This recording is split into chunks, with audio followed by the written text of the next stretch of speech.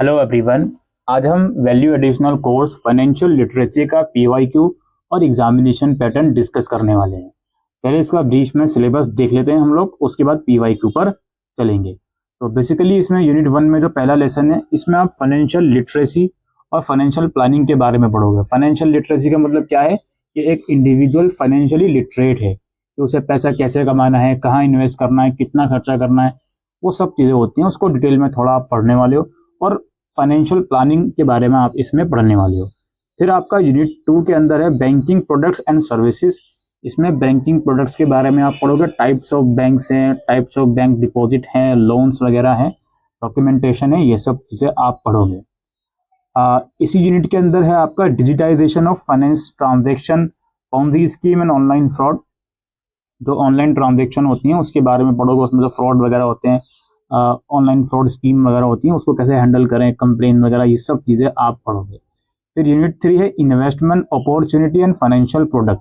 Investment decision के regarding क्या क्या चीज़ें होती हैं, वो सब चीज़ें आप इसमें पढ़ने वाले हो। इसी यूनिट में इंश्योरेंस प्लानिंग भी है।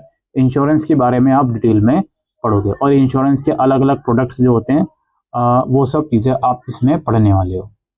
यूनिट 4 है आपका पर्सनल टैक्स। पर्सनल टैक्स के बारे में आप पढ़ोगे, ठीक है। तो यही आप लोगों का इसका ब्रीफ का सिलेबस है। आइए चलते हैं इसके पीवाईक्यू की तरफ। देखिए पेपर जो है 70 नंबर का है फिलहाल पेपर। ये आपका 30 नंबर का भी आ सकता है, भाई कोई गारंटी नहीं है। फिलहाल हम 70 नंबर के अकॉर्डिंग डिस्कस कर रहे हैं, ठीक है। तो आइए देखते हैं। पहले थोड़ा सा इंस्ट्रक्शन देख लें। इस क्वेश्चन पेपर के 2 पार्ट हैं और 9 क्वेश्चन है टोटल। क्वेश्चन नंबर 1 जो है वो कंपलसरी है। पार्ट ए और पार्ट बी दोनों कंपलसरी है। हर क्वेश्चन के इक्वल मार्क्स हैं, ठीक है जी। आइए समझते हैं। पार्ट ए है आपका। पार्ट ए के अंदर कोई 3 क्वेश्चन करने हैं आपको और उसमें क्वेश्चन नंबर 1 कंपलसरी है। क्वेश्चन नंबर 1 आपको शॉर्ट नोट लिखना है किन्हीं 2 पर। Importance of know your customer, KYC की क्या इंपॉर्टेंस होती है, फाइनेंशियल डिसिप्लिन और ग्रोस टोटल इनकम। अपने ग्राहक को जाने, वित्तीय अनुशासन और सकल कुल आय। इन 3 में से किन्हीं 2 पर शॉर्ट नोट लिखना है, ठीक है जी। उसके बाद नेक्स्ट क्वेश्चन है, ये क्वेश्चन नंबर 1 मैंडेटरी है। नेक्स्ट क्वेश्चन है what are the key objectives of tax planning. कर नियोजन के प्रमुख उद्देश्य क्या हैं। How is tax planning different from tax evasion. कर नियोजन कर चोरी से किस प्रकार भिन्न है। इसके बाद distinguish between savings and investment. Explain different types of investment option in India. बचत और निवेश के बीच अंतर बताइए। भारत में विभिन्न प्रकार के निवेश विकल्पों की व्याख्या कीजिए। फिर है मिस्टर राघव जो कि 26 साल के हैं, इंडिया के रेजिडेंस हैं। उनकी टोटल इनकम 4,40,000 है, जिसमें उनकी सैलरी इनकम है और इंटरेस्ट है बैंक फिक्स डिपॉजिट पे 40,000 का। आप उनकी टैक्स लाइबिलिटी कैलकुलेट कीजिए 24-25 की, ठीक है जी। ये क्वेश्चन नंबर 4 है। इस तरीके से पार्ट ए यहाँ समाप्त हुआ। टोटल 4 क्वेश्चन थे जिसमें से 3 करने हैं और उन 3 में से क्वेश्चन नंबर 1 मैंडेटरी है, यानी कि बाकी के 3 क्वेश्चन में से आपको कोई 2 करने हैं। फिर इसका पार्ट बी यहाँ पे शुरू होता है हमारे पास। इसका पहला क्वेश्चन है हेल्थ इंश्योरेंस जो है उसकी इंपॉर्टेंस क्या है पर्सनल फाइनेंस में, और what is the process to claim settlement in the insurance policies, ठीक है। व्यक्तिगत वित्त में स्वास्थ्य बीमा का क्या महत्व है। बीमा पॉलिसियों में दावा निपटान की सामान्य प्रक्रिया क्या है। उसके बाद की कैरेक्टरिस्टिक्स बतानी है आपको। Different asset classes in which investment में be done by an individual.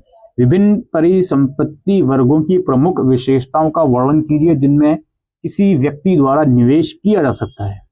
ये हम पार्ट भी डिस्कस कर रहे हैं दोस्तों, याद रखिएगा, ठीक है। इनमें कोई 4 क्वेश्चन आपको करने हैं पार्ट बी में। फिर है आपको answer the following question. If someone promise to give you 1,000 after 3 years, what is the present value of this amount today if the interest rate is 10%। बताइए भाई, किसी ने आपको वादा किया कि 3 साल के बाद 1,000 रुपए देंगे, तो अगर उसका इंटरेस्ट रेट 10% है तो उस अमाउंट की करंट वैल्यू क्या है। पी वाला फॉर्मूला इसमें लगेगा। अच्छा, if you invest 1,000 for 3 years in a saving account that page 10% interest per year and the interest income is री invested, what will be the value of your investment at the end of 3rd year, ठीक है।